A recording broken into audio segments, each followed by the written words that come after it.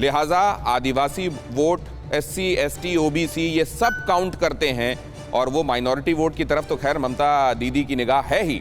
लेकिन यहाँ पर ये जो आप देख रहे हैं तृणमूल कांग्रेस वर्सेस भारतीय जनता पार्टी, जो ये द्विध्रुवीय मुकाबला जिसकी बात की जा रही है, उसको वो वैसा है क्या या फिर ये त्रिकोणीय है? त्रिकोणीय में असल में आपको दिखाई देगी एक भारतीय जनता पार्टी, दूसरी तरफ आपको ममता बनर्जी तो दिखाई देंगी ही, लेकिन साथ में आपको दिखाई देंगे वामदल और कांग्रेस भी।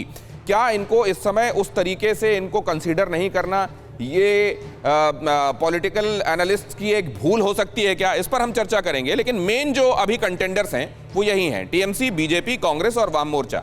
लेकिन अगर इनके साथ दूसरी पार्टियां जो वहां चुनाव लड़ने पहुंच रही हैं, उनको अगर आप इस लिहाज से छोटा मान रहे हैं कि कोई साइजेबल चंक सीटों के हिसाब से नहीं जीतेंगी, तो ये गलती कर रहे हैं आप। क्योंकि न सिर्फ सीटें जीतना महत्वपूर्ण होता है, बल्कि किसी दूसरे की जीती हुई जो जीत रहा है सीट, उसको जीत से पहले रोक लेना भी ये बहुत महत्वपूर्ण होता है। ऐसे लोगों को वोट कटुआ कहते हैं। इसमें से किसका कितनी हैसियत है जरा वो समझने की कोशिश करते हैं।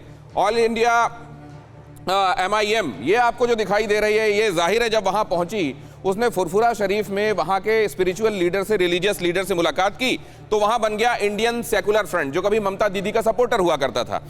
झारखंड मुक्ति मोर्चा JMM, वैसे तो ममता दीदी से हेमंत सोरेन की कहते हैं कि ठीक पटरी खाती है, लेकिन झारखंड मुक्ति मोर्चा पिछले बार भी वहां इलेक्शन लड़ने पहुंच गई थी और इस बार फिर से जा रही है। पिछली बार जब वहां पहुंची थी तो JMM के सभी लोगों की वहां जमानत जब्त हो गई थी। इस बार क्या होने वाला है पता नहीं। कहते हैं 10 साल की एंटी इनकम्बेंसी, इनमें से कुछ की लॉटरी भी लगवा सकती है।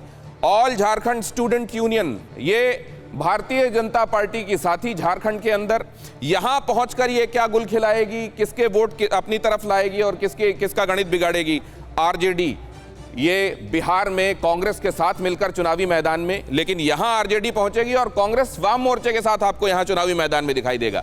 JDU भारतीय जनता पार्टी के साथ बिहार में, लेकिन यहां पर LJP यहां पर भी अपने कैंडिडेट्स उतारने वाली है। हम वहां JDU के साथ अब, लेकिन यहां क्या BSP 161 उम्मीदवार पिछली बार चुनाव में उतारे थे 2016 में, सबकी जमानत जब्त हो गई थी।